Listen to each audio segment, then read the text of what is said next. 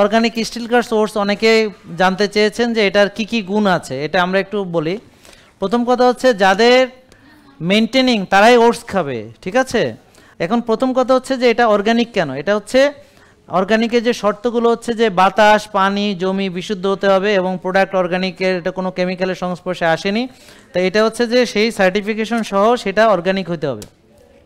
2, still curse কেন, বেশিরভাগ বাজারে যে ওটসগুলো পাওয়া যায় সেগুলো প্রসেসড ওটস, বুঝতে পারছেন। আর এটা হচ্ছে যে নন জিএমও, অর্গানিক এবং স্টিল কার্স ওটস, তো এটা আর ওটা আলাদা হবে। দুঃখজনক হচ্ছে আমরা ওটসের উপকারিতা জানি, কিন্তু প্রসেসড ওটস খেয়ে আমরা সেই উপকার থেকে বঞ্চিত হচ্ছি, বরং উল্টা কেমিক্যাল ঢুকাচ্ছে।